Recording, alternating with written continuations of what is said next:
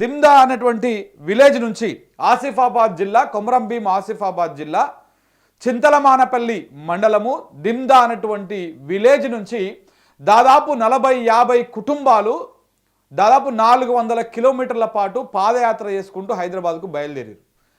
మొన్ననే మార్నింగ్ న్యూస్లో వాళ్ళతో మాట్లాడడం జరిగింది. లైవ్లో కూడా వాళ్ళ విషయాన్ని తీసుకున్నాం, మన పత్రికలో కూడా రాసినాం.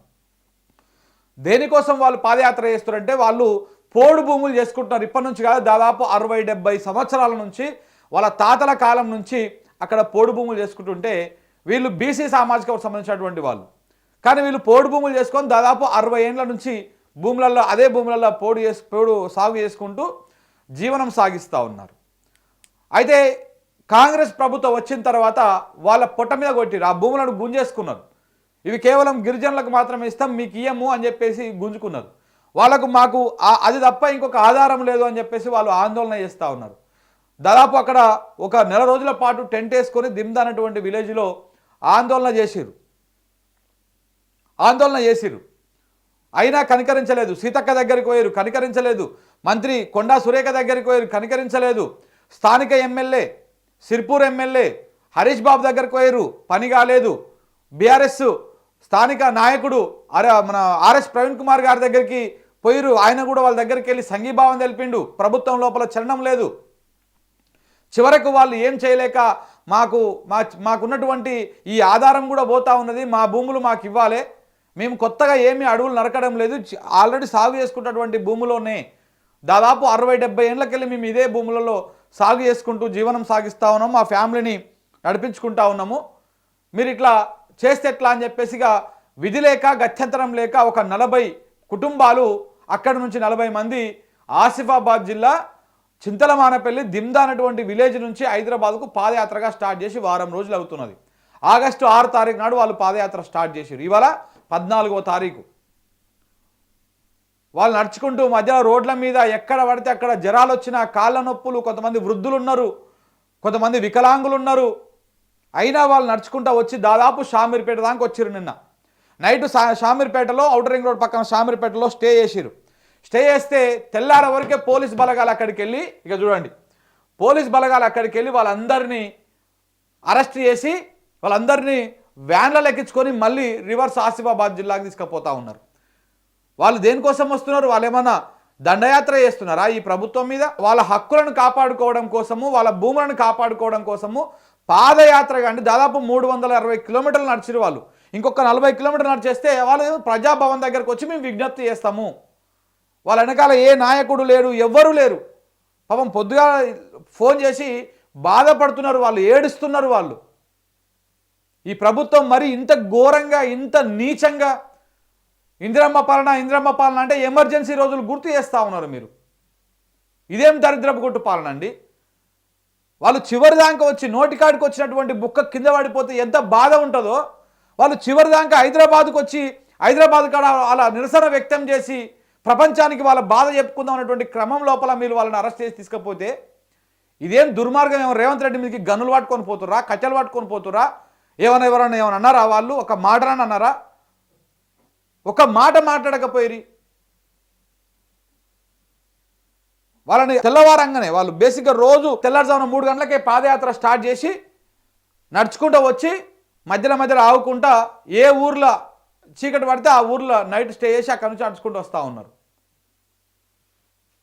ఇగో పొద్దుగాల చూడండి ఎట్లా అరెస్ట్ చేసి తీసుకుపోతా ఉన్నారు. ఇగో ఇట్లా బస్సులలో తీసుకొని పోతున్నారు.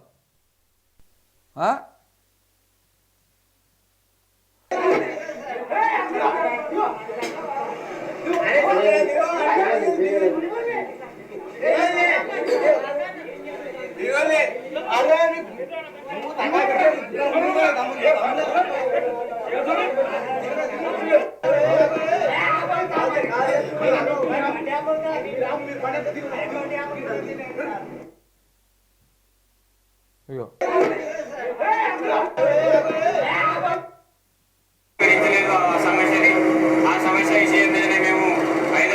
పాదయాత్రగా రావడం జరుగుతుందని రైతులందరం కలిసి శాంతియుతంగా హైదరాబాద్ కు ఆల్మోస్ట్ చేరుకున్నాం. అక్కడికి ఆ క్రమంలో పోలీసులు వచ్చి పొద్దున మమ్మల్ని రిటర్న్ తీసుకురావడం జరుగుతున్నది. ఎక్కడికి సార్ అంటే కూడా చెప్తలేరు, కనీసం హోటల్ కూడా దిగనీయట్లేదు. మమ్మల్ని ఒక బస్సులో ఎక్కించి మాతో వాళ్ళకు ఏం తెలియకుండా తీసుకుపోతున్నారు. ఇగో ఎంత దూరం నడుచుకుంటూ వచ్చిర్రు వాళ్ళు, 350 కిలోమీటర్లు నడిచిర్రు.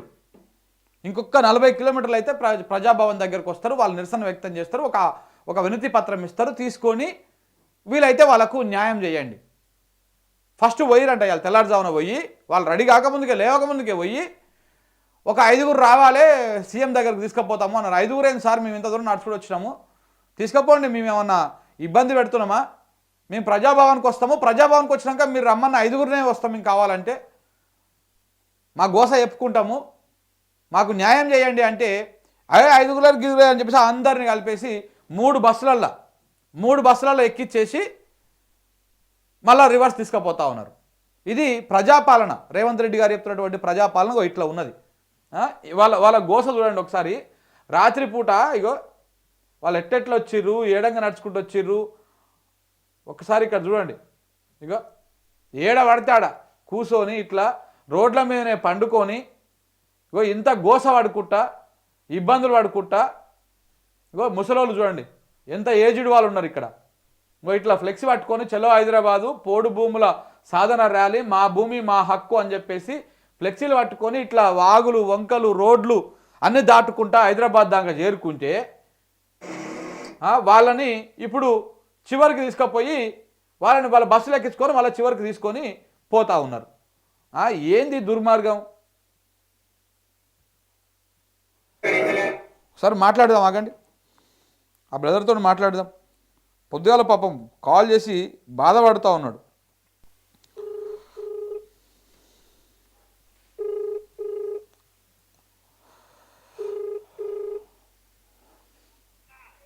హలో అన్నా, సురేష్, మనం లైవ్లో ఉన్నాము. ఏమైంది ఇప్పుడు? ఎక్కడి దాకా తీసుకుపోతున్నారు మిమ్మల్ని? మేము కరీంనగర్ దాటినామన్నా. అప్పుడే కరీంనగర్ దాటేసిరా? ఇక అప్పటి నుంచి ఒకటే గెడుముడు పెద్ద బస్సు తీసుకొచ్చిళ్ళు, లేడీస్ వాళ్ళని ఒక బస్సులో, మామూలు ఒక బస్. అన్న ఫస్ట్ నుంచి చెప్తా, పొద్దున మేము లేచినామన్న. అప్పుడే దేవస్థానాల్లో ఫస్ట్ 10 మంది పోలీసు వచ్చిళ్ళు. 10 మంది పోలీసు వాళ్ళు వచ్చి మిమ్మల్ని రేవంత్ రెడ్డి గారికి తీసుకెళ్తాము, 5గురు వాళ్ళని లీడర్ వాళ్ళని అడిగిందన్న. మేము అందరం రైతులమే, లీడర్ వాళ్ళు లేరు, మేము 10 మంది అయితే రాము, మేము ప్రజాభవన్ కు చేరుకుంటామంటే అన్నాము. ఆడికి వచ్చిన తర్వాత లోపలికి మాత్రం వీళ్ళు 5గురు 4గురు ఎందరినన్ను అలౌ చేయండి. మేము ఆడికి లక్ష్యం పెట్టుకొని వెళ్ళినాం. ఇక్కడికి అయితే మేము మధ్యలో ఆపిన వాళ్ళ రైతులు మీరు ఆడికి భోజనం మేము సాధించినట్టు అనుకొని అన్నం అన్నారు. అంటే అంత కుదరది, ట్రాఫిక్ ఉంటది, జెండా ఉంటది, ఇది అది ఉంటది అని అన్నారు. అన్న వాళ్ళు మేమన్నాం, రేపంటే పోనీ ఎల్లుండి పోనీ 2 రోజులు ఇక్కడనే ఉంటాం. మేము 16, 17 తారీఖు అయినా మీకు మేము కలుపుతామన్నాం. అంటే సరే ఏదన్నా ఒకటి మాట్లాడుకోండి, 5గురు 6గురు లేకుండా 10 మందిని కొట్టమన్నాడు. ఇంకా 5గురిని మా రిక్వెస్ట్ తోని తీసుకుపోతాం తయారు కానీ అంటే మాకు అది నచ్చలే అన్న. 10 మంది పోకట మేము 10 మందిని 5గురిని తీసుకుపోం లోపలికి. కానీ మేము ప్రజాభవన్ అందరం చేరుకున్న తర్వాత అక్కడ అందరిని మేము దోల్తలో అందరిని దోలు, మిగతా వాళ్ళం ఇటే ఉంటామని చెప్పినాం అన్న. ఇక బెటాలియాలు మొత్తము 300-400 మంది వచ్చిందన్న పోలీసులు ఒకేసారి. 300-400 మంది 300-400 మంది వచ్చి ఆసిఫాబాద్ డిస్టిక్ కాడ నుంచి పోలీసు వాళ్ళు వచ్చిండ్రు. ప్లానింగ్ నైట్ నుంచి ఉన్నది అనుకుంటా. ఆ నుంచి వచ్చి మొత్తం దౌర్జన్యంగా మమ్మల్ని బ్యాగులు చదువుకొని ఏది లేదు, నా చెప్పు కూడా ఒక అర్ధగంట గుంజుకున్నాను. మొత్తం దెబ్బలు పట్టి ఒక్కొక్కరిని ముగ్గురు పట్టి బస్సులలో తన్నుకుంటా కొట్టుకుంటా. అంటే మీరు రాత్రి నుంచి ఇప్పుడు నాలాంటి వాళ్ళతో మాట్లాడుతున్నారు కదా, రేపు వస్తామన్నా ఎల్లుండి వస్తామన్నా అని చెప్పేసి ఫోన్లల్లో. వీళ్ళు ఫోన్లు ట్యాప్ చేస్తారనమాట. రేవంత్ రెడ్డి గారి పని ఇదే ఉంటుంది, ఫోన్లు ట్యాప్ చేసి ఎవరెవరు ఎడంగా వస్తారు ఎట్టెట్ వస్తారు అనేది ఇంటరాలు మొత్తం ఇని ఇట్లా చేస్తారనమాట. అయితే ఏమన్నారు తర్వాత? ఏమైంది మరి? తర్వాత బస్సుల నుంచి మేము ఇక రాంగా దులిపినామన్న. మేము అక్కడికి పోని మామూలు ఫస్ట్ పిఎస్ కి ఇక్కడ సామిర్పేట పిఎస్ కు తీసుకోవాలి పోయి ఉంచుతామన్నాడు అన్న. సరే కానీ పిఎస్కే కదా అనుకొని ఊకున్న తర్వాత ఆడికెళ్ళి సామీర్పేట దాటినాం. దాని తర్వాత ఇంకేది ఉంటది కదా నూరు, ప్రజ్ఞాపూరు ఇవన్నీ ఉంటాయి, ప్రజ్ఞాపూరు, సిద్దిపేట. గంట దూరంగా అక్కడనే మన కిటికీల నుంచి దునికినామన్న. కిటికీలలో దునికితే మరి రచ్చి కొట్టుకుంటా మరి అందరూ పోలీసు వాళ్ళందరూ దిగి మరి కొట్టుకుంటా బలిమికి మామూలు మరి లోపలికి దోపిల్లన్న. మరా 1 ఫింగర్ వస్తానని ఆడోళ్ళని కూడా 1 ఫింగర్ దిగనిస్తలేరు, మగవాళ్ళని దిగనిస్తలేరు. ఆడోళ్ళు ఒక బాసుల టాయిలెట్ వస్తుందంటే కూడా దిగనిస్తలేరు, ఎవరిని దిగనిస్తలేరు. ఇళ్ళని పోసుకోవాలని అంటాను. ఘోరమైన పరిస్థితి మాది. ఘోరంగా తయారు చేసి ఈడ్చలు పట్టుకపోతానన్నా. మాది ఘోరం ఉన్నది. చెప్తే చెప్పుకో, అది చెప్పు ఇచ్చేది పోయి ఇక ఏం చెప్పేటట్టే లేదన్న. ఏం కాదు ప్రభుత్వం మీకు భయపడ్డది. మీకు అంటే మీరు హైదరాబాద్కి వస్తే నిరసన చేస్తే ఇప్పటికే చాలా ఛానళ్ళల్లో అన్నిట్లల్లో మీ గోస చూపిస్తా ఉన్నారు కదా. కానీ మేము అడిగేది ఏంటన్న, మాకు మా హక్కులు మాకు ఇల్లని అడుగుతాను కదా. మేమేమన్నా పార్టీ వాళ్ళమా? మేమేమన్నా వ్యతిరేకంగా మాట్లాడినామా?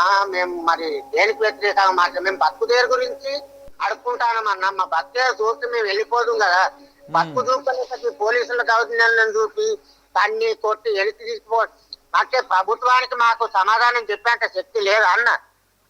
మరి సమాధానం చెప్పలేకనే మిమ్మల్ని మళ్ళీ వెనకకు పంపిస్తున్నది. మీరు ఎన్ని కిలోమీటర్లు నడిచిరు? 350 నడిచిరా? ఇప్పుడు 350 ఎందుకన్నా 30 కిలోమీటర్లు అయితే 430 ఓటు ఎంత 370 కిలోమీటర్లు నడిచిరు. అబ్బా 370 కిలోమీటర్లు వచ్చినాం మేము.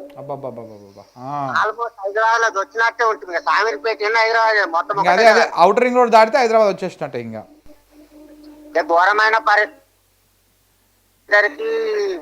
మా తరఫున ధన్యవాదాలు. కానీ మమ్మల్ని ఇప్పుడు ఏడికి తీసుకుపోతా అని తెలుస్తలేదు. లేడీస్ ని 1 ఫింగర్ పోనిస్తలేదు, ఏది లేదు, నీళ్లు లేదు. మాకు ఘోరంగం. టోల్ ప్లాజా కాడ నేను 1 ఫింగర్ వస్తానని దూకితే వెనక నుంచి ఆ సిఐ సార్ ఎస్ఐ సార్ వచ్చి మర్రా నన్ను కొట్టి మర్రి ఇళ్ళకి పంపించింది అన్న. ఘోరమైన పరిస్థితి ఉన్నది మాది. ఆశీబాద్ పోయేదాకా మీరు ఇళ్ళని దొడ్డికి పోయి కక్కుల్ని ఏడుకోవాలి. ఏమన్నా పోలే కానీ వదలమని తీసుకుపోతాను. ఆశీబాగా ఎక్కడికా ఏడికి తీసుకుపోతా తెలుస్తలేదు. కానీ ఎక్కడ వదిలినా మేమైతే మర్ర రోడ్ ఎక్కుతామన్నా. మీడియా మిత్రులకు మీ తరపు నుంచి మీ తరపు నుంచి మేము కోరేది ఏంటంటే మీడియా మిత్రులు ఎవరైనా మాకు సహకరించి మా కోస చూసాన్న కొంచెం సహకరించి మమ్మల్ని ముందుకు తీసుకెళ్లాలని కోరుకుంటానమ్మన్నా. మీరు ఏం దాకా పోతున్నారో ఏందో నాకు అప్డేట్ ఇస్తుండు. నేను కూడా అక్కడ ఉన్నటువంటి మన జర్నలిస్ట్ మిత్రులందరిని అలర్ట్ చేస్తా. ఓకేనా? జర్నలిస్టు మిత్రులకు అందరికి కాళ్ళు మొక్కి మరీ చెప్తానమన్నా మేము. సరే సరే, ఏం కాదు, భయపడకుర్రి. మీరు ధైర్యంగానే ఉండండి. మీ వెనకాల మేము ఉన్నాము. మీరేం టెన్షన్ పడకుర్రి. మిమ్మల్ని ఏడ దింపుతారు, ఏడ ఉన్నారో మాకు మళ్ళీ ఇంటిమేట్ చేయండి. తెలంగాణలో అసలు న్యాయం అన్నది లేదన్న. రైతులు అన్నది బతకద్దా? అసలు చచ్చిపోకట బతుకుడా? మాకు ఏం అర్థం అయితే అంటే న్యాయం అన్నది చచ్చిపోయిందా? ఇంకా మరి ఇట్లా ఉన్నది ఏం చేస్తాం? ఇది ప్రజాపాలన, ఇందిరమ్మ రాజ్యం. మరి ముఖ్యమంత్రి గారు ఇందిరమ్మ రాజ్యం, ప్రజాపాలన, ప్రజల దగ్గరికి పాలన. ప్రజలు ఏదైనా చెప్పుకోవచ్చు. ప్రజాభవన్ బద్దలు కొడతా ఏదో అన్నారు కదా అన్న. ఏదైనా ప్రజాభవన్ బద్దలు కొట్టి ప్రజాభవన్ కట్టి చెప్పుకునేట శక్తి లేని దాన్ని బద్దలు కొట్టి ఏం చేస్తాను రేవంత్ రెడ్డి? చెప్పుకునేంత జనానికి మేమేమైనా పార్టీ తరఫు నుంచి అంటే మమ్మల్ని ఏమన్నా అనేది జనమేస్తానం కదా అన్న. మేము రైతులు మా గోత చూడలేక 5-6 నెలల పొన్న కష్టపడి మా చేనులాన్ని పోయి జేసీపీలు తోడి అంగడంగడి చేసి మా బతుకులు లేక, తిండి లేక, కూరగాయలను చాదుకోలేక మా బాధ పడిగా ఎక్కడికైనా సత్యనమించాన్ని అట్టే మరి ఇదంతా ఎందుకని అట్టే చంపేస్తా వచ్చిపోతుండే కదా అన్న మమ్మల్ని. మరి రిటర్న్ బస్సులో బాగా ఇంటికి పోయి మరి ఏం చేసుకొని బతుకమంటాడు? ఏం తిని బతుకమంటాడు? మమ్మల్ని ఏం చేసుకొని బతుకమంటాడు? మేము బతకలేకనే బయలుదేరిన కదా ఇచ్చే దత్తమని. మరి తీసుకుంటూ పోయి అట్లిస్తే మేము ఏడపోకట. మర్ర మేము ఎట అయినా కానీ మీడియా మిత్రులకు అందరికి చెప్తాను, మమ్మల్ని 7 రోజులు చాడికెళ్ళి మర్ర హైదరాబాద్ తోడే పడతాను తప్ప ఇంటికి పోము. మేము సచ్చినా ముట్టే మమ్మల్ని ఎవ్వరైనా మీ టీవీ ద్వారా చూసుకుంటాను. మా బాధలు చెప్పుకోలేక అసలు అన్నీ ఎవరికి చెప్పాలి అర్థమైతే అన్న. ఏ రాజకీయ నాయకులు కానీ ఎవరైనా సహకరించాలి మాకు అసలు ఏం చెప్పాలన్నా నోరు అట్టలేదు. అంతే కానీ ఇన్ని కిలోమీటర్లు నడిచి ఒక రైతు వస్తే ఇచ్చి ద్వారా ప్రభుత్వం తరపు నుంచి స్పందించిన లేదన్నా. బాధపడకు సురేష్, బాధపడకు, ఏం కాదు. మేము అందరం ఉన్నాం మీకు ధైర్యంగా. ఘోరమైన పరిస్థితి దేశంలో కూడా ఉండదన్న. ఏది కూడా పోతానం ఆడోళ్ళు వేరే మాది ఒక కోస 1 ఫింగర్ లేదు, 2 ఫింగర్ లేదు. తన్నుకుంటా కొట్టబోతే ఘోరమన్న మాది. బా జర్నలిస్ట్ మిత్రులు మమ్మల్ని ఏం చేస్తారో కానీ మేము అయితే ఇంటికి పోము. రోడ్ల పనులు ఏమన్నా బండుకుంటే లేకుండా బస్సు ఎక్కినా మళ్ళీ తగ్గిపోతాం. అట్లాంటి పని ఏం చేయకండి. మీరు మీ వెనకాల మేము ఉన్నాము. గవర్నమెంట్ తప్పకుండా దిగొస్తుంది, మీకు న్యాయం చేస్తుంది.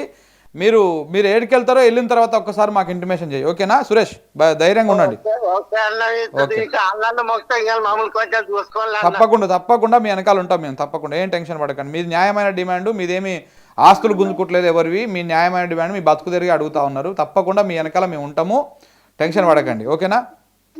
సరే అన్న, వీడియో వచ్చిన తర్వాత నాకు తోలండి. నేను రైట్ ఓకే. అర్థమైందా? ముఖ్యమంత్రి రేవంత్ రెడ్డి గారు, మీరు ఒక రైతు బిడ్డను, నేను ఒక రైతు కుటుంబం నుంచి వచ్చిన నేను అని చెప్పేసి చెప్పుకుంటారు. ఒక రైతులు గోస పడతా ఉన్నారు.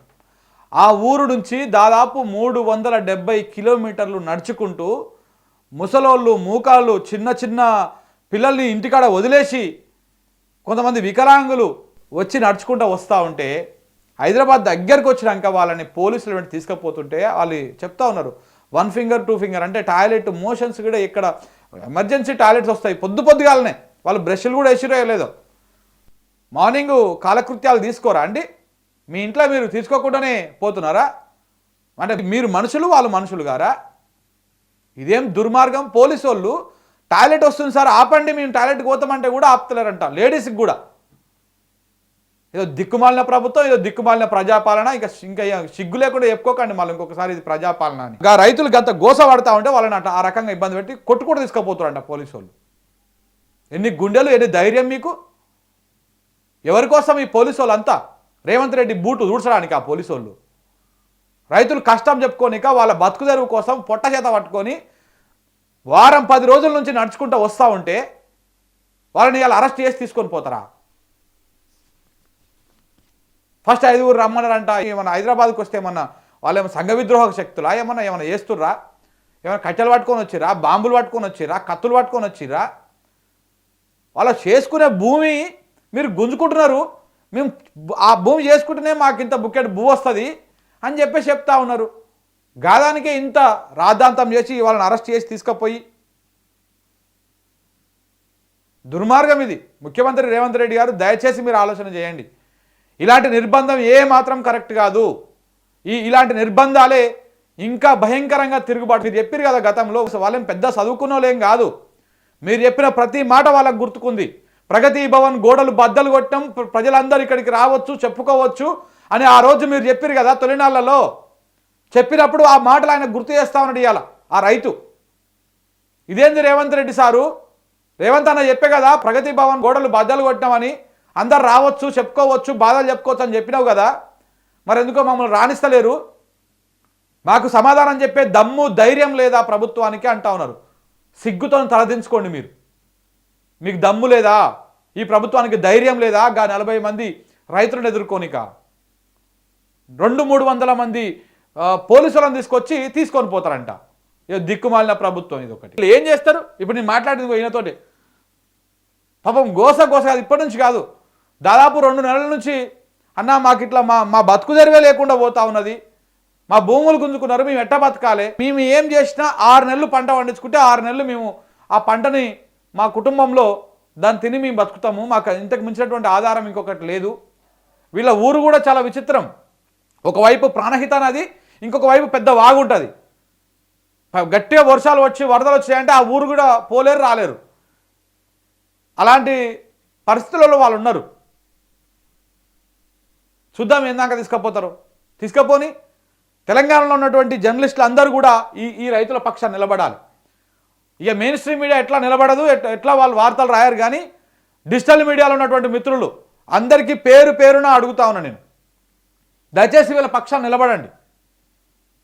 చాలామంది మిత్రులు పోయి వాళ్ళ దగ్గర కొన్ని వీడియోలు చేసుకొని వచ్చారు.